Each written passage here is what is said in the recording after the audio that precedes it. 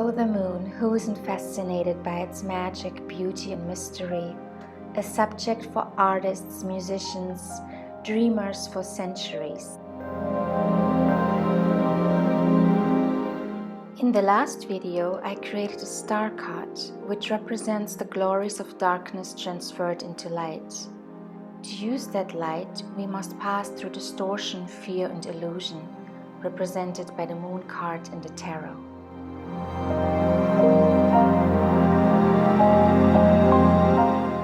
This card signifies psychic awakenings, the collective unconscious, deep emotions, everything that goes on in our subconscious mind. In my Inner Compass Oracle deck, the moon card just shows a bright full moon in a night sky. But for my tarot deck, I would like to create a card that is full of very mysterious symbolism.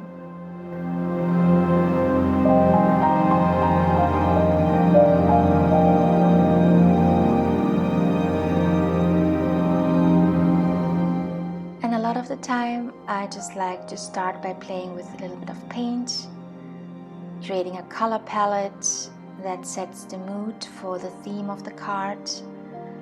I'm not really doing anything in particular, and I might cover up the entire surface with paper afterwards, but this is just how I get into the creative flow, getting into the right side of my brain, just by playing a little bit with colors and paints and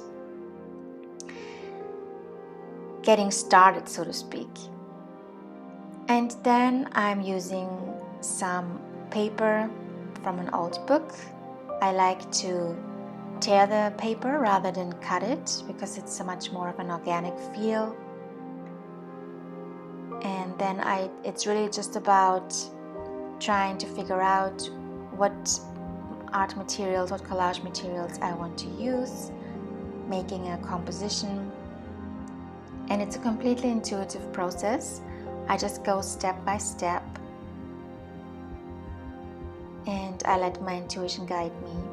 And I just have fun with all the textures and colors and playing, really. These are really pretty metallic watercolors, which I just love to use as well. My favorite mediums are acrylic paint and watercolor, and I use them a lot just to give the paper different accents, a touch of color, or just to change the whole look, the feel of it.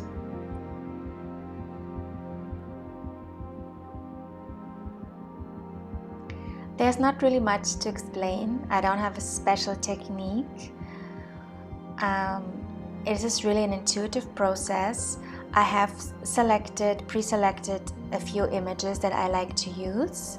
You can see them there, like the Sphinx and the pyramids of Giza. I will use them to represent the gateway between the conscious and the unconscious, between tamed civilization and untamed wild forces of nature. Those are represented by the dog and the wolf and the towers in the Rider-Waite tarot card. And yeah, so I'm just going to let you watch how I'm gonna create this card. And I will talk to you in a bit. Enjoy!